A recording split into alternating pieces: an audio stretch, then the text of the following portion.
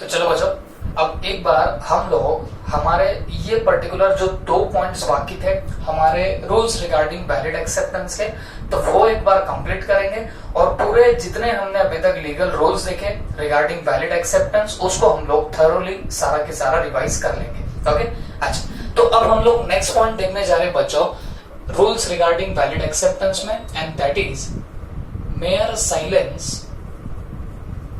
mere silence does not amount to acceptance, does not amount to what? Acceptance. Okay, तो ये एक बहुत ही बेहतरीन सा पॉइंट है, ये आपको समझना पड़ेगा कि ये एग्जैक्टली पॉइंट है क्या चीज। तो प्लीज मेरी बात ध्यान से सुनना। अब देखो, क्लियर कट बोला है कि अगर आपको किसी ऑफर का एक्सेप्टेंस करना होगा तो ये एक्सेप्टेंस जब भी करोगे तो वो आपको साइलेंट रह के नहीं किया जा सकता, या आप लोग अगर साइलेंट रहोगे तो इसको कभी भी आपका एक्सेप्टेंस नहीं माना जाएगा। बात समझ में आ रही है आपको? ओके, जैसे मैंने आपको ऑफर दिया, मैं आपको ऑफर क्या दे रहा हूं? Will you purchase my car? क्या मैंने ऑफर दिया आपको? Will you purchase my car? तो आप लोग कुछ नहीं बोले, आप लोग साइलेंट रहे, तो क्या मैं ये प्रिज्यूम कर लूं कि आपने आपका एक्सेप्टेंस दे दिया है? जी नहीं। क्यों? क्योंकि आप साइलेंट थे, और अगर आप साइलेंट हो तो silence does not amount to what? Acceptance. अगर आप साइलेंट रहोगे तो ये आपका एक्सेप्टेंस नहीं माना जाएगा। बात समझ में आ रही है आपको? तो ये चीज का आपको प्रॉपर यहाँ पे ख्याल रखना पड़ेगा। तो mere silence does not amount to what? Acceptance. लेकिन अगर कोई previous conduct of the party से ऐसे समझता है कि उसका जो पर्टिकुलर साइलेंस है वही उसका एक्सेप्टेंस है, तो फिर बात अलग हो सकती है। What I am telling here, देखो नॉर्मली क्या बोला है? Mere silence does not amount to acceptance. अगर आपको कोई ऑफर आए और आप अगर साइलेंट हो तो ये कभी भी एक ऑफर नहीं बना सकता, ये कभी भी एक्सेप्टेंस नहीं बना सकता। लेकिन आपके अगर प्रीवियस कंडक्ट से अगर ऐसा इंडिकेट पहले हो चुका है कि your silence was equivalent to your acceptance, तो बात अलग होगी, तो उसको फिर एक्सेप्टेंस माना जा सकता है। बट यूजुअली साइलेंट रहने पे आपका क्या नहीं बनता बताना? कोई एक्सेप्टेंस नहीं बनता। Is that clear? अब जैसे मैं आपको कुछ एग्जांपल दूंगा तो जाके आपको क्या होगा बताना, ये कॉन्सेप्ट जो है वो और ज्यादा हजम होगी। बट पहले मैं कुछ नोट लिखता हूं। हमने यहाँ पे लिख दिया mere silence does not amount to acceptance. आप आगे लिख सकते हो unless by previous conduct of the party, previous conduct of the party, it was proved that silence was equivalent to acceptance. Silence was equivalent to acceptance. अब इसका exact words में अगर meaning बताओ तो क्या हुआ? ऐसे तो साइलेंस रहने पे एक्सेप्टेंस नहीं माना जाता। अगर कोई बंदा साइलेंट है तो उससे उसका एक्सेप्टेंस हुआ ऐसा नहीं माना जाएगा यूजुअली। लेकिन अगर उस पार्टी के प्रीवियस कंडक्ट से अगर ऐसा इंडिकेट हो रहा है कि उसका साइलेंस ही उसका एक्सेप्टेंस होगा, तो बात अलग होगी, तो फिर उसको एक्सेप्टेंस माना जा सकता है। ओके, तो ये वर्डिंग्स होगी हमारे क्या की, ये हमारे लॉ की वर्डिंग होगी। अब एक पर्टिकुलर जबरदस्त केस लॉ यहाँ पे भी हुआ था। अब ये केस लॉ अगर हमने समझा तो शायद हमको ज्यादा कुछ चीजें दिमाग में जाने लग जाएंगी। तो प्लीज ध्यान से सुनना। अब सुनो मेरी बात। ये एक बंदा था जिसका नाम था फेल्टहाउस। अच्छा, पहले मैं केस लॉ का नाम बता दूं। केस लॉ का नाम है बच्चों Felthouse versus Bindley. Felthouse versus what? Bindley. तो ये पर्टिकुलर क्या बताना, ये केस लॉ का नाम है फेल्टहाउस वर्सेस बिंडले। अब इस पर्टिकुलर केस लॉ के फैक्ट्स क्या है, क्या हुआ था इस केस लॉ में, प्लीज ध्यान से सुनना। ये एक बंदा था जिसका नाम था फेल्टहाउस। ओके, इसका नाम क्या था? फेल्टहाउस। अब ध्यान से सुनो, इसका एक नेफ्यू था। इस बंदे का क्या था बताना? एक नेफ्यू था, और इस नेफ्यू का नाम था बिंडले। इस नेफ्यू का नाम क्या था बताना? बिंडले। अब प्रॉब्लम क्या हुई, सुनो मेरी बात ध्यान से। इस पर्टिकुलर नेफ्यू के पास में एक अच्छा सा हॉर्स था। इस नेफ्यू के पास क्या था बताना, एक हॉर्स था। हॉर्स मुझे निकालना नहीं जमेगा तो सीधे सीधे मैंने क्या कर दिया, वर्ड वहां पे लिख दिया। ओके, तो एक नेफ्यू था, नेफ्यू के पास में हॉर्स था। अब ये फेल्टहाउस को वो हॉर्स बड़ा पसंद आया हुआ था। क्लियर हो गया? तो फेल्टहाउस ने अपने नेफ्यू बिंडले को क्या बोला कि देख भाई, मैं तेरा ये पर्टिकुलर हॉर्स परचेस करना चाहता हूं। ओके, और उसने उसकी कुछ कीमत भी बताई। लेट्स से उसकी कीमत उसने एक XYZ अमाउंट बता दी होगी। ओके, तो फेल्टहाउस ने नेफ्यू को बोला, I wanted to purchase your house. Okay, I wanted to purchase your horse if you does not talk about horse anymore.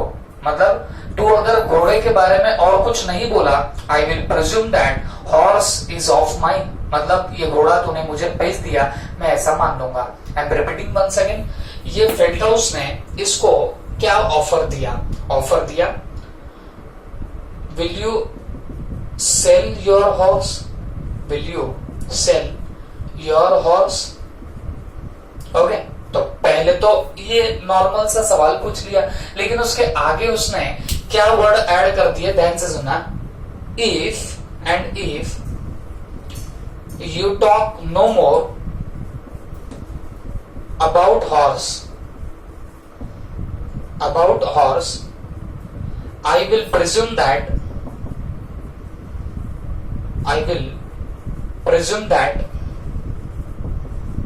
you sold your horse to me.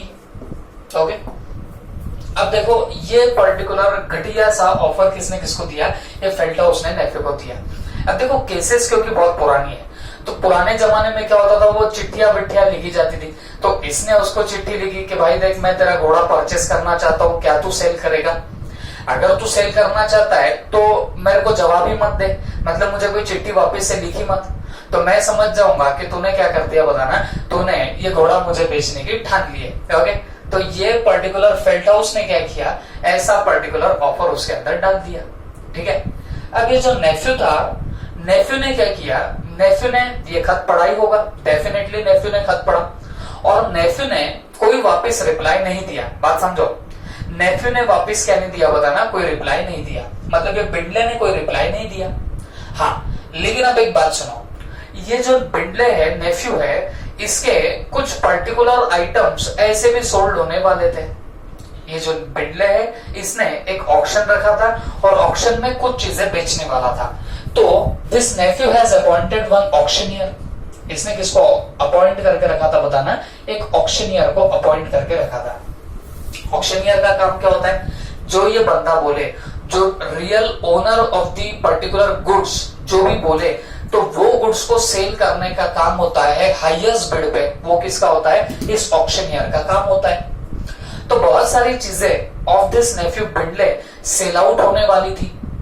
तो बिंडले ने clear cut instruction दे दिया, किसको बताना, auctioneer को। उसने instruct कर दिया auctioneer को कि घोड़ा मत बेचना, घोड़ा सेल मत करना। ओके, ये हॉर्स को सेल मत करना, तेरे को बाकी जो सेल करना है कर देना, लेकिन ये जो हॉर्स है इसको सेल मत कर, इसको साइड में निकाल, इसको ऑक्शन पे नहीं लगाना है, बोली इसकी नहीं लगानी है। ये किसने इंस्ट्रक्शन दे दिए, नेफ्यू ने ऑक्शनियर को इंस्ट्रक्शन दे दिए थे। तो मुझे एक बात बताओ, आपको नहीं लगता कि इस नेफ्यू ने जो घोड़ा बाजू में निकाल के रखा है, उसके पीछे रीजन क्या रहा होगा बताना, कि ये घोड़ा बेचने नहीं देना चाहता है ऑक्शनियर को, बाकी के लोगों को। The reason is very simple, क्योंकि ये घोड़ा किसको बेचना चाहता था, फेल्टहाउस को वो हॉर्स बेचना चाहता था। बात समझ में आ गई आपके? ओके, अब देखो तूफान कहां से मचा। हुआ इसे, ये ऑक्शनियर ने क्या किया, गलती से मिस्टेकनली घोड़ा भी बेच दिया। बात समझो, इसने क्या कर दिया बताना, इसने मिस्टेकनली हॉर्स सेल कर दिया, घोड़ा बेच दिया। ओके, ये हुई यहाँ पे गलती, ये हुई यहाँ पे तबाही का कारण। ओके, अब मुझे एक बात बताओ, अगर आप पूरी स्टोरी वापस से अगर देखोगे तो इसमें लफड़े लफड़े दिखाई देंगे। कैसे, मैं बताता हूँ।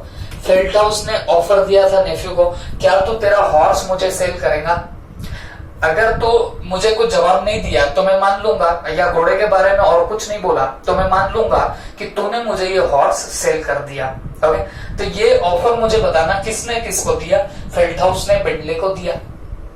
अब इसने कोई रिप्लाई नहीं किया, तो ये तो समझ गया कि भाई अपना जो नेफ्यू है वो क्या हो गया, यहाँ पे रेडी हो चुका है घोड़ा बेचने के लिए। फिर उतने में बिडले ने क्या किया, ऑक्शनियर को अपने इंस्ट्रक्शन देके रखी, तो बाकी की चीजें बेच दे लेकिन ये घोड़ा मत बेचना, ये मेरे अंकल को मुझे क्या करना है बताना है, ये घोड़ा देना है। ओके, या कुछ इतना बोला भी नहीं होगा, बट उसने क्या बोल दिया ऑक्शनियर को कि भाई तू क्या करना, घोड़ा मत बेचना, दैट्स इट। अब हुआ ऐसे, ऑक्शनियर ने मिस्टेकनली घोड़ा भी उठा के बेच दिया ऑक्शन के थ्रू। अब यहां से कहानी स्टार्ट होती है। अब जैसे घोड़ा बिका, ये पता चला ये अंकल को, तो देखो ये आंख बबूला होने लगे, गुस्सा होने लगे। ओके, तो ये मुंह फुलाए बैठे थे, गुस्सा हो गए थे ये फेल्टहाउस अंकल। तो ये अंकल ने नेफ्यू को बोला कि यार तेरे को तो मैंने बोला था कि ये घोड़ा मत बेचना, या फिर तू मुझे घोड़ा बेचना चाहता है क्या? और अगर तू इसके बारे में कुछ नहीं बोला तो मैं तो यही प्रिज्यूम करके बैठा था कि तूने मुझे घोड़ा सेल कर दिया, you have made the acceptance of it. ये किसने किसको बोला? फेल्टहाउस ने नेफ्यू को बोला। और तूने बाद में घोड़ा बेचा ही कैसे? अब ये दमदाटी करने लगा नेफ्यू के ऊपर, कौन? फेल्टहाउस अंकल। अब मुझे एक बात बताओ, ये बंदा जो नेफ्यू था, आपको नहीं लगता मन ही मन वो एक्सेप्टेंस कर चुका था? एक्सेप्टेंस किस बात का कर चुका था कि भाई मेरे अंकल को मुझे क्या करना है, ये घोड़ा सेल करना है। बात समझो, मन ही मन उसके आ चुका था। इसके लिए उसने ऑक्शनियर को भी स्पेसिफिक इंस्ट्रक्शन देके रखी थी, ऑक्शन में ये घोड़ा मत बेचना। बड़ा लफड़ा ये हो गया ना बॉस कि इसने तो गलती से घोड़ा क्या कर दिया, बेच दिया। और अंकल तो समझने का नाम ही नहीं ले रहे। आप देख रहे हो इनकी जान अटकी पड़ी थी उस घोड़े के अंदर, तो बड़े आग बबूला हो गए, तूने बेचा है कैसा ये घोड़ा? ओके, इतने पे ही बात नहीं रुकी, गुस्से में ही काम खत्म नहीं हुआ, ये अंकल चले गए कहां पे बताना, सीधे कोर्ट ऑफ लॉ में भी। बात समझो, ये और कहां चले गए बताना, कोर्ट ऑफ लॉ में भी। इसलिए तो देखो ना, यहाँ पहला नाम फेल्टहाउस का है क्योंकि ये यहाँ पे क्या है बताना, प्लेंटिफ है। प्लेंटिफ मतलब जिसने केस फाइल किया उसको हम लोग प्लेंटिफ बोलते हैं, तो इनका नाम पहले, इसका मतलब प्लेंटिफ है। तो ये आग बबूला होके कहा चले गए बताना, कोर्ट ऑफ लॉ में। क्या बोल के चले गए कि देखो मैंने ऑफर किया था, will you sell your horse to me, और if you say no more about that horse I will presume that you have sold me the horse. तुम अगर घोड़े के बारे में कुछ नहीं बोलोगे तो मैं ऐसा मान लूंगा कि तुमने मुझे घोड़ा सेल कर दिया। ये किसने बोला? ये फेल्टहाउस ने कहा बोल दिया, इस पर्टिकुलर कोर्ट ऑफ लॉ में। और फेल्टहाउस ने बोला ये नेफ्यू ने मुझे घोड़े के बारे में कुछ नहीं बोला, तो कुछ नहीं बोला तो I have presume that he had made the acceptance for that sale of that particular horse to me. Okay, इसने एक्सेप्टेंस कर दिया उस ऑफर का, ऐसा मैंने मान लिया। तो ऑफर हुआ, एक्सेप्टेंस हुआ, तो ये घोड़ा दूसरे को बेच कैसा सकता है? ये बड़ा करारा सवाल पूछा। किसने बताना? ये फेल्टहाउस अंकल ने। ओके, और ये बात तो आपको भी समझ रही होंगी, इसने तो मन ही मन एक्सेप्टेंस भी दिया था। कैसे एक्सेप्टेंस दिया था? इसने ऑक्शनियर को इंस्ट्रक्शन दे के रखी थी ना बच्चों कि भाई क्या करना है, मेरे अंकल को मुझे बेचना है घोड़ा, तुम इसको गलती से भी बेचना मत। बट ऑक्शनियर की गलती के कारण क्या हो गया, घोड़ा ऑक्शन में बिक गया। ओके, अब ये हुआ पर्टिकुलर केस, ये फेल्टहाउस अंकल ने डाला। अब सोच के देखो, दिमाग दौड़ा के देखो, who should win the case? किसने ये केस जीतना चाहिए था? ओके, कुछ लोगों के दिमाग में आ रहा होगा, सर सर सर यहाँ पे केस जीतना चाहिए अंकल ने। ओके, क्यों अंकल ने जीतना चाहिए केस? तो बच्चे बोलेंगे कि यार सर देखो सीधी सी बात है, ऑफर किया था अंकल ने, इसने एक्सेप्टेंस भी तो दे के रखा हुआ था, है ना, एक्सेप्टेंस भी दे दिया था क्योंकि इसने ऑफर में बोला अगर तू कुछ नहीं बोलेगा घोड़े के बारे में तो आई विल प्रिज्यूम दैट कि you have made what, acceptance. ठीक है, तो इसने कुछ नहीं बोला तो इसका कहीं ना कहीं क्या चला गया बताना, एक्सेप्टेंस चला गया। और यहां पे देखोगे तो ऑक्शनियर ने गलती से बेच दिया, तो भाई गलती उसकी है, इसने तो एक्सेप्टेंस भी देके रखा था, तो अकॉर्डिंगली केस तो फेल्टहाउस ने जीतना चाहिए था, ऐसे किसी के दिमाग में आया। तो भाई बात समझो,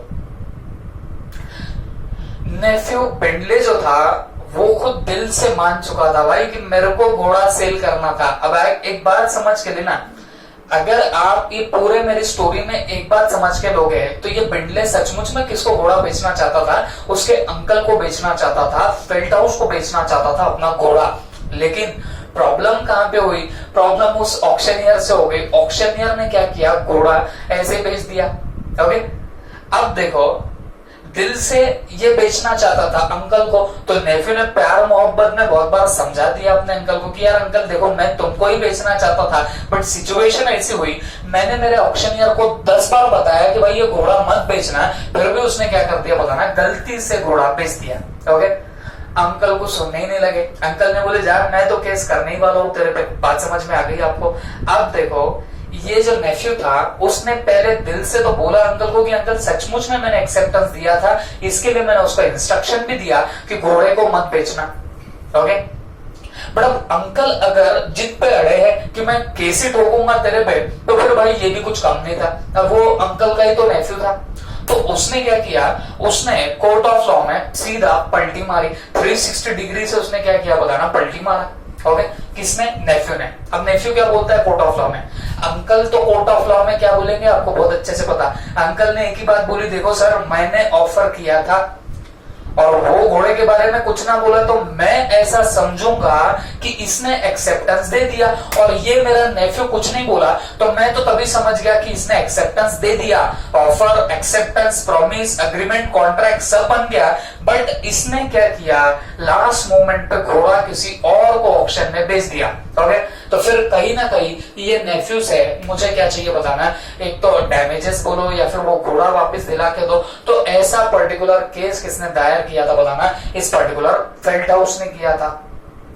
तो कंटेंशन भी उसके वजह से थे, ऐसा ऐसा हुआ सब माय लॉर्ड, ऐसा ऐसा हो गया। और उसके बाद ये नेफ्यू जो था, जैसे मैं बता रहा हूं, उसने यू टर्न मारी रे बच्चों, उसने क्या बोला कोर्ट में जाके कि सर अंकल बोल रहे ऑफर हुआ, एक्सेप्टेंस हुआ, but stop stop stop, acceptance हुआ कहां पे, कहां पे एक्सेप्टेंस हुआ, अब ये कौन बोल रहा है बताना, नेफ्यू बोल रहा है।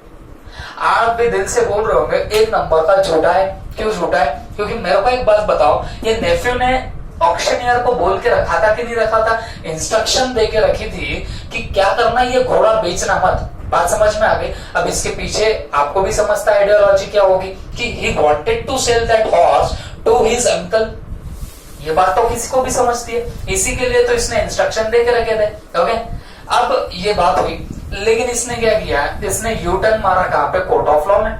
उसने बोला कि सर देखो यहाँ पे हुआ क्या है, ये अंकल बोल तो रहे कि ऑफर हुआ, उसने एक्सेप्टेंस किया, बट मैंने एक्सेप्टेंस किया ही नहीं। क्या बोला उसने, मैंने एक्सेप्टेंस किया ही नहीं। ओके, तो वहां पर फिर कोर्ट ऑफ लॉ ने पूछा कि भाई हाँ ठीक है, एक्सेप्टेंस कैसे नहीं हुआ बता देना तू। तो नेफ्यू ने क्या बोला, देखो एक्सेप्टेंस करने का एक रूल होता है, एक्सेप्टेंस करने का क्या होता है बताना, एक रूल होता है कि mere silence doesn't amount to acceptance, मतलब जब अगर सिर्फ आप साइलेंट रहोगे तो वो साइलेंट को आपका एक्सेप्टेंस नहीं माना जाता। और इसके प्रीवियस वीडियो में हमने एक और पॉइंट देखा था, एक्सेप्टेंस मस्ट बी कम्युनिकेटेड, बात समझ में आ रही है आपको, acceptance must be communicated to the offeror. अब मुझे एक बात बताओ, ये ऑफरर को क्या उसका एक्सेप्टेंस कम्युनिकेट हुआ, नहीं, और क्या इसका साइलेंस, जैसे इसने घोड़े के बारे में कुछ नहीं बोला तो इसने पूछा विल यू सेल, अगर कुछ नहीं बोलोगे तो मैं समझूंगा कि तुमने घोड़ा बेच दिया।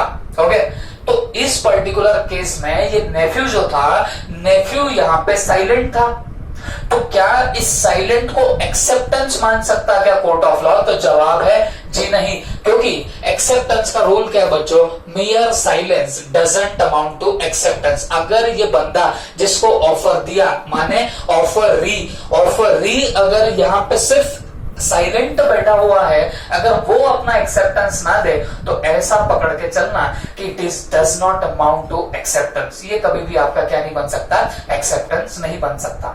जबरदस्त केस हुआ। आप बोलेंगे कोर्ट तो भाई न्याय का देवता होता है, जस्टिस का देवता होता है, God of justice is your court of law, but यहाँ पे झूठी बात भी सही, लेकिन मेरे को एक बात बताओ, थी तो लॉ के मुताबिक, और लॉ अब ठीक है भाई, कहीं कहीं पे लूप होल्स आ ही जाते लॉ में, जैसे लाइन से वैसे लॉ इंटरप्रिट होता है। अब वहां पे नहीं देखा जाता कि इसके मन में क्या था, ये मन से बेचना चाहता कि नहीं बेचना चाहता, ये सब बातें अलग है। ये सिर्फ क्या होगा बताना, ये यहाँ पे देखा जाएगा his silence does not amount to acceptance, okay?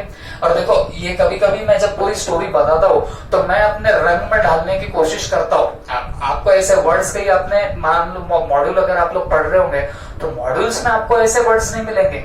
मैं जैसे बता रहा हूँ इसने इसको 10 बार बताया कि मेरे अंकल को ही बेचना है वगैरह वगैरह, ऐसा कुछ नहीं मिलेगा मॉड्यूल में। हाँ, मॉड्यूल में इतना मिलेगा कि बंदे ने सिर्फ उसको क्या किया था, उसको सिर्फ इंस्ट्रक्ट किया था कि हॉर्स सेल मत कर। ये नहीं बोला था एक्चुअल में कि ये मुझे अंकल को बेचना है या क्या। ओके, तो कुछ कुछ बातें मैं मेरे मन से भी लगा देता हूँ, बात समझो। ओके, क्यों थोड़ा सा तड़का भी मारना पड़ता है ना बॉस, तो इसके लिए ध्यान रखो कुछ कुछ जो पॉइंट्स है मैं थोड़े थोड़े कुछ तो भी मन से भी लगाता हूँ, but definitely I don't change your what decisions of the court of law. जो भी तुम्हारी डिसीजंस वगैरह होती है वो कुछ चेंज नहीं करता हूँ, जो फैक्ट्स होते हैं वो कभी चेंज नहीं होते। थोड़ा बहुत वहां पे मस्का मारना पड़ता है इंटरेस्ट लाने के लिए। तो एक बात ध्यान में रखो, बंदे ने सिर्फ इंस्ट्रक्शन दिया था कि घोड़े को मत बेचना। किसने दिया था बताना, इस पर्टिकुलर नेफ्यू ने दिया था। तो आप इससे एक चीज दिमाग में ला सकते हो, क्या इस बंदे ने अपना एक्सेप्टेंस दिया, ऐसा नहीं माना जाएगा। क्यों नहीं माना जाएगा, क्योंकि कोर्ट ऑफ लॉ ने क्या बोला कि mere silence doesn't amount to acceptance. अगर तुमको कोई ऑफर दे और अगर तुम वहां पे साइलेंट हो तो उसको तुम्हारा एक्सेप्टेंस नहीं माना जा सकता। बात समझ में आ गई आपको। तो यहाँ पे भी फिर केस को किसने जीता बताना, इस पर्टिकुलर नेफ्यू ने केस को जीता। He won the case. कौन, ये बिटले, ये यहाँ पे क्या हो गया बताना, केस जीता। और कौन से ग्राउंड पे केस जीता कि acceptance can not be done by silence. Okay, तो साइलेंस रहने से आपका एक्सेप्टेंस नहीं हो सकता है। इस बेसिस पे यहाँ पे क्या हुआ बताना, ये पर्टिकुलर केस लॉ का जजमेंट आया इस पर्टिकुलर बिटले के फेवर में। Is that clear? ओके, तो this was all about this particular case law. I hope you understood it well. तो चलो मैं आपको क्या करता हूँ, फटाफट अब इसके फैक्ट्स और डिसीजन शॉर्ट में कंक्लूड करके बताता हूँ कि केस लॉ एग्जैक्टली क्या हुआ था। अब मैं प्योर वर्डिंग में बताता हूँ। फेल्टहाउस नाम का बंदा था, इसने ऑफर दिया किसको, अपने नेफ्यू को, will you sell your horse to me. और उसके साथ में ये भी लाइन अटैच करी, if you talk no more about the horse I will presume that you have sold me the horse. और अगर तू कुछ नहीं बोला हॉर्स के बारे में तो मैं ऐसा प्रिज्यूम करूंगा कि ये जो हॉर्स है ये मैंने क्या कर लिया या तूने क्या कर दिया, मुझे सेल कर दिया। ये ऑफर दिया था फेल्टहाउस ने। नेफ्यू कुछ नहीं बोला, लेकिन इसने ऑक्शनियर को जरूर इंस्ट्रक्शन दे दी है, do not sell that particular horse. Okay, but mistakenly क्या हुआ, मिस्टेकनली ऑक्शनियर ने सेल कर दिया हॉर्स को। बात समझ में आ रही है, ऑक्शनियर ने सेल कर दिया हॉर्स को। फिर केस फाइल कर दिया फेल्टहाउस ने, और उसने कंटेंशन क्या रखे बताना कि मैंने ऑफर दिया था और इसने कुछ नहीं बोला, इसका मतलब the person have accepted my offer. Okay, but nephew ने पलटी मारी। नेफ्यू ने क्या बोला, sir that doesn't amount to acceptance, मैंने एक्सेप्टेंस दिया ही नहीं। और क्यों उसने बोला, उसने बोला mere silence does not amount to acceptance. Sir ये मेरे कुछ नहीं बोला, तो आप इसको मेरा एक्सेप्टेंस कैसे समझ सकते हो, ये किसने बोला बताना, इस पर्टिकुलर बिंडले ने बोला। तो अकॉर्डिंगली यहाँ पे क्या हो गया बताना, कोर्ट ने भी क्या जजमेंट दी, कोर्ट ने एक ही जजमेंट दी कि यहाँ पे कौन केस जीतेगा बताना, बिंडले जीतेगा। क्योंकि point is that silence does not amount to acceptance. Okay, तो this was all about this particular case law. I hope आपको ये सारा के सारा समझ में आ चुका होगा। अच्छा, इसके साथ में ये केस लॉ तो दिया ही गया है, उसके नीचे एक और एग्जाम्पल भी हमारे इंस्टीट्यूट ने देखा रखा हुआ है। ओके, चलो वो एक एग्जाम्पल ध्यान से सुनना। क्या एग्जाम्पल दिया था, देखो बच्चों, एक पर्टिकुलर ए नाम का बंदा है, या मान लो आप ही हो। तो आपने क्या किया, कोई एक मैगजीन है जो आपको बड़ी पसंद है। अब मैगजीन बहुत सारी हो सकती है, कोई बिजनेस से रिलेटेड होगी या फिर मान लो क्राफ्ट्समैनिया वगैरह वगैरह, ऐसी कोई तो भी पर्टिकुलर आपकी मैगजीन है और जो आपको वो मैगजीन काफी पसंद है। ठीक है, तो आपने क्या किया, उसका एनुअल सब्सक्रिप्शन कर लिया। एनुअल चार्जेस जो भी हो सकते होंगे मैगजीन के, वो आपने पे आउट कर दिए। तो हो क्या रहा है बताना, वो मैगजीन जो है मान लो मंथली पब्लिश होती है, तो एक महीने में पब्लिश हुई तो आपके घर पहुंची, दूसरे महीने में घर पहुंची, तीसरे महीने में, तो ऐसे पूरे साल भर तक वो मैगजीन आपके घर आती गई। क्यों आती गई? क्योंकि डेफिनेटली आपने उसके लिए क्या पे किया था, बताना, आपने पैसा पे किया था। बात समझ में आ गई आपको? अब हुआ क्या? हुआ ऐसा, साल कंप्लीट हो गया, एक साल कंप्लीट हो गया, तो मुझे एक बात बताओ, आपने चार्जेस कितने टाइम के पे किए थे? आपने 1 ईयर के पे किए थे, तो अकॉर्डिंगली मैगजीन भी आपके घर तक कब तक आई, बताना, बराबर 1 साल तक आई। ओके, अब लेकिन हुआ क्या, मेरी बात ध्यान से सुनना। आपका 1 साल कंप्लीट हो गया, फिर अगर आपको और मैगजीन कंटिन्यू करनी है तो आपकी रिस्पॉन्सिबिलिटी क्या बन रही थी? यहाँ पे आपकी रिस्पॉन्सिबिलिटी थी कि आपने क्या करना, उसको पेमेंट कर देना, फर्दर पेमेंट कर देना, okay, for annual subscription. But आपने कोई पेमेंट नहीं किया, ओके, आपने पेमेंट नहीं किया, बट मजा ये हो गई कि अगले महीने में भी वापस मैगजीन आई, तो आप खुशी के मारे हंसने लगे, नाचने लगे। आप बोले यार ये तो साल का हमने पे भी नहीं किया, फिर भी क्या अगली मैगजीन आ गई। तो आपने कुछ नहीं, आपको तो वैसे भी मैगजीन पसंद थी, तो आपने जैसे घर पे आई आपने फाड़ के क्या, वो जो पैकिंग होती है, रेफर्स होते हैं, वो फाड़े और मैगजीन पढ़ने लग गए। मैगजीन क्यों फाड़ोगे आप लोग? ओके, तो फिर मैगजीन पढ़ने लग गए, मजा तो वैसे भी आपको आ रही थी मैगजीन में। अच्छा, 1 महीना हुआ, मैगजीन फोकट में आई। दूसरा महीना हुआ, दूसरे महीने में मैगजीन आई, तो आप तो उछलने लगे, आप बोलने लगे यार मजा हो गया, 1 साल पैसे पे किए थे, 1 साल के पैसे पे किए, अगले 2 महीने में क्या फ्री दे रहेगा बंदा। तो आपने क्या किया, दूसरे भी महीने में फटाफट मैगजीन को लिया और मस्त पैकी उसको पढ़ लिया। 3rd मंथ आया, 3rd मंथ में भी वापस मैगजीन आई, 4th मंथ में भी आई, 5th मंथ में भी आई, 6th मंथ में भी आई, पूरे साल भर तक आपके पास में क्या ही बताना, वो वापस पूरी मैगजीन आई। हर मंथ में आपके पास में मैगजीन आई और हर मंथ में आपने क्या किया, रेफर फाड़े, फेंके और वो मैगजीन को पढ़ने लगे। ओके, दोस्तों को बताने लगे, देखो भाई मैंने साल भर के पैसे पे किया, आगे के पूरे साल तक मेरे को क्या हुआ, मैगजीन पूरी फ्री में आई है। ओके, तो आपने बड़े मजाक उड़ाए उस मैगजीन के, कंपनी के ओनर वालों के, जो भी ओनर होंगे उसके बड़े मजाक उड़ा दिया आपने। और हुआ कुछ नहीं, 1 साल तक आपने मस्त पैकी मैगजीन यूज करी और उसके बाद वो जैसे ही साल खत्म हुआ वैसे ही आपके घर में मैगजीन के साथ में बिल आया। बात समझ में आ रही है? क्या है, आपके साथ मैगजीन के साथ में बिल आ गया, और बिल कौन सा आया बताना, वो इस वाले पर्टिकुलर ईयर का बिल आया। बात समझ में आ गई आपको? अब देखो, पहले 1 साल का आपने पहले ही पे किया तो मैगजीन साल भर तक आई, फिर बाद में क्या हुआ, बाद में मंथ वाइज आते गए मैगजीन, आप लेते गए, यूज करते गए, और जैसे साल कंप्लीट होने आया वैसे आपके घर पे क्या आ गया बताना, मैगजीन का बिल आ गया उस पर्टिकुलर ईयर का। जो आप आपके दोस्तों को खुशी खुशी बता रहे थे कि भाई मैगजीन आ रही है पॉकेट में आ रही है, तो उन्होंने क्या लगा दिया, बिल भी चिपका दिया ईयर के एंड पे। ओके, अब मेरा सवाल, क्या आपको उसके पैसे देने पड़ेंगे कि नहीं देने पड़ेंगे? सीधा सा सवाल।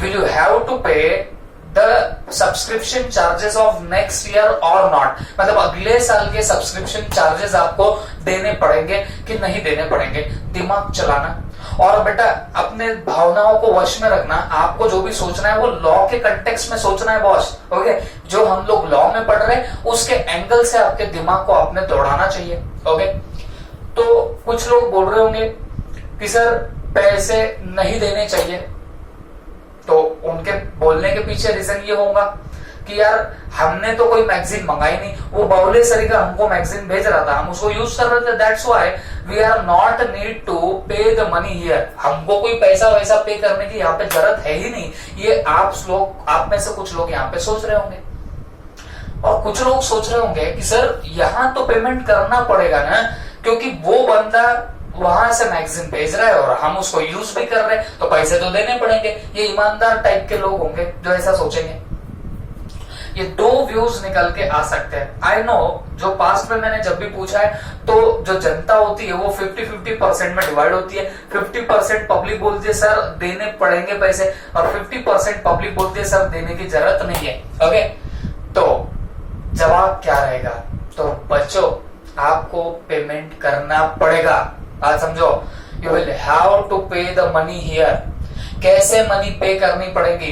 क्योंकि बात समझ के लेना, उस बंदे ने क्या किया, 1 साल तक बराबर आपको, देखो पहले सब्सक्रिप्शन चार्जेस आपके कितने थे, 1 ईयर के थे, ओके, आपने वो पे किए, आपके घर में बराबर क्या ही बताना, मैगजीन आती गई, ठीक है।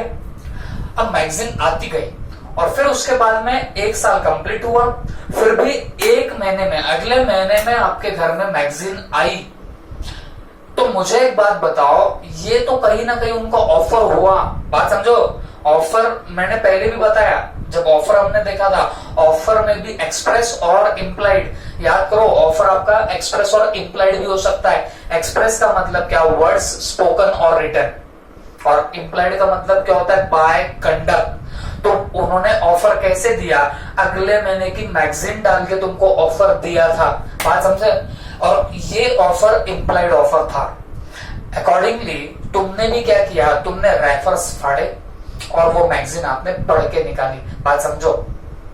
मतलब तुमने उस इम्प्लाइड ऑफर का यहाँ पे एक्सेप्टेंस दिया। अब मतलब ये हुआ कि उसने इम्प्लाइड ऑफर दिया, आपने इम्प्लाइड एक्सेप्टेंस दिया। इम्प्लाइड एक्सेप्टेंस कैसे हुआ बताना, क्योंकि आपने वो मैगजीन अगर यूज करी है, अगर सचमुच में आपको उस पर्टिकुलर ईयर में या उस महीने में मैगजीन नहीं लग रही थी, तो आपकी रिस्पॉन्सिबिलिटी क्या थी, वो जैसे ही आपके पास में पार्सल आया तो फाड़ फोड़ के फेंकना, ये तुम्हारी रिस्पॉन्सिबिलिटी जरूर नहीं थी। आपको अगर नहीं चाहिए था तो आपने उसी वक्त बोलना चाहिए था कि भाई हमको नहीं चाहिए, वापस रिटर्न कर दो, बात समझ में आई। But what you have done here, आपने रेफर्स फाड़े, मैगजीन यूज करी, इसके लिए आपका यहाँ पे क्या शो हो गया बताना, आपका एक्सेप्टेंस शो हो गया, बात समझ में आ गई। वहां से इम्प्लाइड ऑफर था, आपकी तरफ से इम्प्लाइड एक्सेप्टेंस गया, ओके। और फिर ये क्या बनने वाला है, कॉन्ट्रैक्ट बन जाएगा, और कॉन्ट्रैक्ट बना तो डेफिनेटली आपको यहाँ पे पैसे पे करने पड़ेंगे, बात समझ में आ गई आपको। तो बच्चों ऐसा ये पर्टिकुलर केस लॉ था। हम बोल रहे हैं ना, mere silence doesn't amount to acceptance। अब देखा जाए वैसे तो आप तो साइलेंट थे, आपने कुछ बोला ही नहीं, लेकिन आपके प्रीवियस कंडक्ट से ऐसा समझ में आ सकता है कि आपका silence is equivalent to what your acceptance. ये कैसे समझेगा साइलेंस इक्विवेलेंट टू एक्सेप्टेंस, क्योंकि देखो आपने पिछले भी साल में क्या किया था, पिछले भी साल में आपने पूरे 1 साल का सब्सक्रिप्शन किया था, ओके। तो आपका प्रीवियस कंडक्ट ऐसा था कि आप लोग कहीं ना कहीं चाहते हो उस मैगजीन के, और वो भी आप लोग एनुअल सब्सक्रिप्शन करते हो, ये आपका प्रीवियस कंडक्ट हो गया, ठीक है, ये था आपका प्रीवियस कंडक्ट। और फिर अगर इस साल में फर्स्ट मंथ में अगर तुमको मैगजीन अगर बंदा पहुंचा रहा है और आप अगर कुछ नहीं बोल रहे हो, तो ये साइलेंस तो है डेफिनेटली, लेकिन आपका कंडक्ट जो है, कंडक्ट क्या, अपने रेफर्स फाड़ के अगर आप वो पर्टिकुलर मैगजीन यूज कर रहे हो, तो ये आपका कंडक्ट इंडिकेट करेगा कि आपको कहीं ना कहीं एक्सेप्टेंस देना था उस मैगजीन के लिए। और यहाँ आप बोले कुछ नहीं, आप साइलेंट थे, लेकिन जो आपका प्रीवियस कंडक्ट था वो ये इंडिकेट कर रहा था कि आप वो मैगजीन के चाहते हो, आप 1-1 साल का सब्सक्रिप्शन करने के चाहते हो, ये इंडिकेट हुआ आपके प्रीवियस कंडक्ट से। और इस महीने में आपने और क्या कर दिया बताना, इम्प्लाइडली एक्सेप्टेंस तो दे रखा था, जैसे आपने वो रेफर फाड़े और मैगजीन यूज कर रहे हो, तो आपका कहीं ना कहीं क्या चला गया बताना, इम्प्लाइड एक्सेप्टेंस भी चला गया। अब बात तो वही हुई है, इम्प्लाइड एक्सेप्टेंस हो गया। तो यहाँ बोलने का मतलब क्या हुआ, यहाँ पे आप साइलेंट तो थे, लेकिन आपके वो प्रीवियस कंडक्ट की वजह से ये इंडिकेट हो गया कि आप उस मैगजीन के चाहते हो। और दूसरी बात, जैसे आपने वो रेफर फाड़ के आपने वो मैगजीन यूज करना चालू करी, तो वहां से तो इम्प्लाइड एक्सेप्टेंस भी आपका दिख गया। तो वो दोनों की वजह से हम बोल सकते हैं कि देयर वाज अ कॉन्ट्रैक्ट, यहाँ पे कॉन्ट्रैक्ट बना। और जब कॉन्ट्रैक्ट बनता है, आपको बहुत अच्छे से पता है कि आपको वहां पे क्या करना पड़ेगा, आपको पैसे पे करने ही पड़ेंगे, ओके। तो अकॉर्डिंगली हियर अगर ये एग्जांपल आए तो हम लोग क्या बोलेंगे बताना, यहाँ पे आपको पैसे पे करने पड़ेंगे, ओके। अरे बच्चों बहुत दूर की बात नहीं है, अपना ही जो क्लास है, ओके। अभी तो आप आए नहीं हो अपने क्लास में, बट जब आओगे तब मैं तुमको प्रैक्टिकली वहां पे बताऊंगा। अपने साथ भी ऐसे किस्सा हुआ था, ओके, खतरनाक किस्सा हुआ था। मैं आपको बताता हूँ क्या हुआ था। देखो जहां मेरा क्लास है शिवाजी पुतले पे, ओके, तो वहां पहले माली सर का क्लास हुआ करता था, ठीक है। अब उन्होंने क्या किया था, आई होप, मेरे को पता नहीं श्योरली क्या वो मांझरा था, मेरे को कुछ नहीं पता, बट मैं एक बस गेस लगा रहा हूं। तो माली सर ने शायद से क्या किया था, वहां पे 1 ईयर का आनंद नगरी का शायद से उन्होंने सब्सक्रिप्शन करके रखा था। आनंद नगरी इज द पेपर, ओके। तो होता क्या था, मैं तो मान लो अब 2016 के मिड में पकड़ के चलो, मई 2016 के करीब करीब वहां पे मैं क्लास लेना स्टार्ट किया। और वहां पे होता क्या था, मैं जैसे ही जाता था मॉर्निंग में क्लास लेता था 6:30 के करीब करीब, क्या होता था एक पेपर वाला आता था और पेपर डाल के चला जाता था। अब एक दिन वहां पेपर आया, दूसरा दिन वहां पेपर आया, मैं बोला यार अपन ने तो यहाँ पेपर कुछ लगाया वगाया नहीं है, और फिर भी पेपर आ रहा है तो कुछ तो भी मुश्किल की बात होगी। ओके, अब दूसरी बात क्या हुई, वो पेपर डालता था 2 दिन में, 3 दिन में, 4 दिन में। फिर मैंने सोचा कि यार इसको जाके कंफर्म कर लूं, तो पेपर डाल तो रहा है। अब पहले ठीक है माली सर रहते थे तो मुझे लगा कि माली सर मंथली पेमेंट करते होंगे, तो ये यही समझता होगा कि माली सर यहीं पे है एंड अकॉर्डिंगली पेपर डाल रहा है। तो मैंने एक बार बात करने की कोशिश की, बट होता ऐसा ना, वो क्लासरूम बहुत लंबा है। ओके, दरवाजा वहां पे है, वो बंदा वहां से पेपर डालता था नीचे से, तो जो आता था क्लासरूम पे, और मैं यहाँ से निकलते जाऊं तब तक तो वो फरार भी हो जाता था। ओके, तो ऐसे बहुत दिनों तक चला। मैं उसको कैच करने की कोशिश करता था, उसके टाइम में भी डेविएशन आता था, कभी आगे कभी पीछे, तो मैं जब तक पहुंचू वो आगे पहुंच जाता था। तो अकॉर्डिंगली आप ऐसा पकड़ के चलो 1 महीने तक तो मेरी कभी उससे बात ही नहीं हुई। ओके, अच्छा 1 महीना हो गया, 2 महीना हो गया, फिर भी वो पेपर आता गया। और फिर बाद में जाके एक बात पता चली, क्या पता चला कि यार यहाँ पे शायद से एनुअल सब्सक्रिप्शन हो सकता है माली सर का। ओके, तो माली सर का एनुअल सब्सक्रिप्शन हो सकता है, तो पेपर तो उनके पास जाना चाहिए, बट ये बंदा यहीं पे डालता था। ओके, अब मैं इतना तो हार मान चुका था कि वो बंदा तो कहीं मिलने वाला है नहीं। क्यों? क्योंकि ये पेपर वाले बड़े टैलेंटेड होते हैं बच्चों, आपने भी देखा होगा। ये ऐसा भी नहीं है कि मान लो कोई पर्टिकुलर घर है, घर के सामने रुक जाएंगे और रुक के पेपर डालेंगे, ऐसे भी नहीं होते। कुछ जो बहुत टैलेंटेड होते हैं वो क्या करते हैं, साइकिल पे आते हैं और वो बिना रुके क्या करेंगे बताना, बराबर पेपर आपके गैलरी वैलरी में डाल के निकल जाते हैं। तो ये बंदा उनमें से एक था जो मेरे कभी हाथ नहीं लगा। अच्छा, अब अपने को तो लॉ के बारे में पता ही था, इस पर्टिकुलर पॉइंट के बारे में पता ही था कि silence does not amount to your acceptance, लेकिन आपका कोई कंडक्ट, आपका जो कंडक्ट होता है उससे भी आपका एक्सेप्टेंस ना दिख जाए, इसका भी आपको ख्याल रखना पड़ेगा। आगे आएगा वो भी पॉइंट। तो मैं अकॉर्डिंगली क्या करता था, वैसे भी भाई अपना पेपर तो वही आता था अपने घर पे भी, तो मैं कभी उस पेपर को खोल के भी नहीं देखा। बट वहां पे पहले हमारा एक टीचर रहा करता था, एक दूसरा ही टीचर था, तो वो क्या करता था, जैसे पेपर गिरा वो अपने क्लासरूम से निकल के पेपर लेके चला जाता था। ओके, तो ये सिनारियो तो चलता रहता था। और फिर एक दिन वो पेपर वाला बिल लेके आया जरूर। ओके, बिल लेके आया क्लासरूम में, तो मैं उसको सामने दिखा, तो बंदे ने बोला कि सर ये पेपर का बिल हुआ। तो मैंने बोला कि यार मैंने तो कोई पेपर लगाया ही नहीं है। तो उन्होंने बोला कि यार ये क्या बात हुई, मैं तो पेपर डाल के जा रहा हूँ और यहाँ पे पेपर डाल रहा हूँ, तो आपने तो कुछ बोला भी नहीं। मैंने बोला देख भाई सीधी सी बात, तू पेपर डालता जरूर है, मैं तेरे को बहुत बार पकड़ने की कोशिश किया, बट तू तब तक निकल भी जाता है। और दूसरी बात, मैंने तेरा पेपर कभी यूज ही नहीं किया। इन शॉर्ट, तू जो वो ऑफर कर रहा था उसका मैंने कभी एक्सेप्टेंस दिया ही नहीं। क्यों? क्योंकि उसका एक्सेप्टेंस तो वो हमारा जो दूसरा टीचर है जो पेपर गिरने के बाद लेके जाता था, वो एक्सेप्टेंस दे रखा था। तो मैंने क्या कर दिया, वो जो पेपर वाला आया उसको डाइवर्ट कर दिया उस बंदे के पास। क्यों?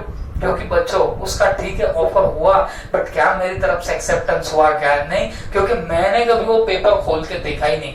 तो बोलने का क्या मतलब हुआ यहाँ पे कि आपका कंडक्ट जो होता है, कंडक्ट से भी आपका क्या नहीं दिखना चाहिए, एक्सेप्टेंस दिख के नहीं आना चाहिए। क्योंकि अगर कंडक्ट से भी आपका एक्सेप्टेंस दिखे तो वो भी आपका एक्सेप्टेंस माना जा सकता है। इम्प्लाइड एक्सेप्टेंस भी कॉन्सेप्ट होती है, बस नेक्स्ट पॉइंट में हम लोग वही देखने वाले हैं। ओके, तो आई होप आपको ये समझा होगा। नॉर्मली स्पीकिंग कि जो साइलेंस होता है उससे कभी आपका एक्सेप्टेंस नहीं होता। Silence doesn't amount to acceptance, उससे एक्सेप्टेंस नहीं होता अनलेस आपका कोई प्रीवियस कंडक्ट ऐसा कोई होगा जहां पे ऐसा इंडिकेट हो रहा है कि आपका साइलेंस ही आपका क्या बन जाएगा, एक्सेप्टेंस बनेगा, तो बात अलग होगी।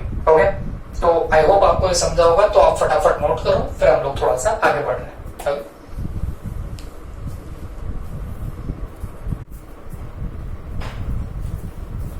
तो चलो बच्चों, अब हम लोग थोड़ा सा और आगे बढ़ते हैं और हमारा लास्ट पॉइंट अभी देख लेंगे, that is acceptance by conduct, और जिसको हम लोग क्या बोल सकते हैं, इम्प्लाइड एक्सेप्टेंस। ठीक है, अब ये क्या होता है एक्सेप्टेंस बाय कंडक्ट या इम्प्लाइड एक्सेप्टेंस, ये एग्जैक्टली क्या चीज है? तो प्लीज ध्यान से सुनना।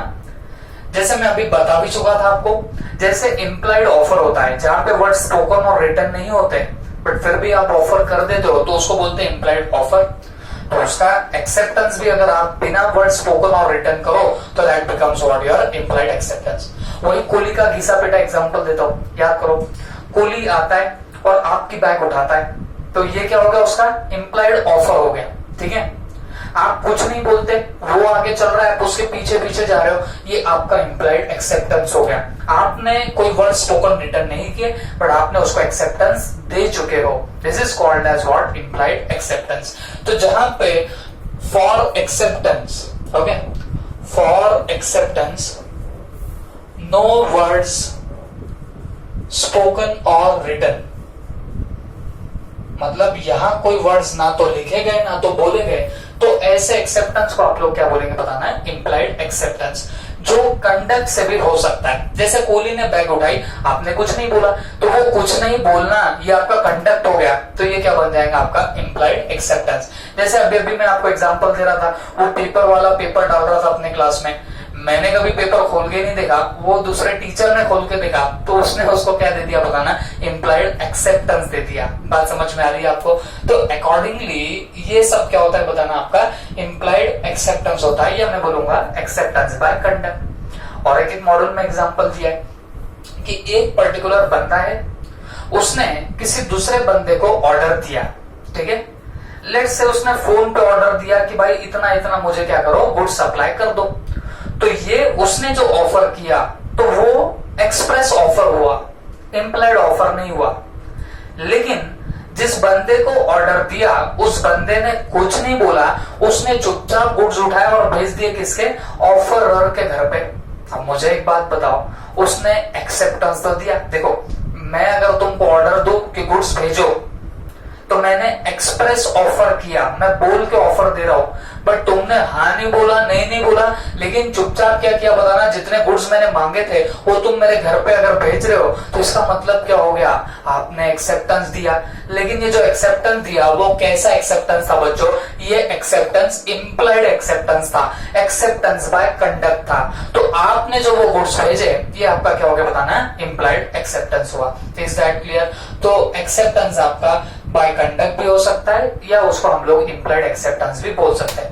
इन this way we have completed our whole acceptance का पार्ट। ओके, तो हमने क्या क्या देख लिया, डेफिनेशन देखी है, फिर distinguish between agreement and contract देखा है, इसेंशियल एलिमेंट्स देख लिए, फिर उसके बाद में हमने टाइप्स ऑफ कॉन्ट्रैक्ट देखे, फिर हमने ऑफर देखा, ऑफर के काइंड्स देखे, ऑफर के इसेंशियल एलिमेंट देखे, फिर एक्सेप्टेंस देखा, और अब एक्सेप्टेंस के हमने क्या देख लिया बताना, जो भी इसेंशियल एलिमेंट्स थे वो भी सारे कंप्लीट कर चुके हैं। ओके, अब हमारा एक ही पार्ट पेंडिंग रहेगा, communication of offer and acceptance, और वो जैसे कंप्लीट हुआ वैसे आपका ये चैप्टर, ये यूनिट जो है ये पूरा पूरा कंप्लीट हो जाएगा। ओके, आपको फिर भी कोई डाउट होगा तो आप लोग पूछ सकते हो, और जैसे मैंने बताया इस यूनिट के कंप्लीशन पे मैं आपको मेरे नोट्स प्रोवाइड कर दूंगा क्वेश्चन आंसर के, जिससे आपको और भी सिंप्लिसिटी होगी। Okay, thank you.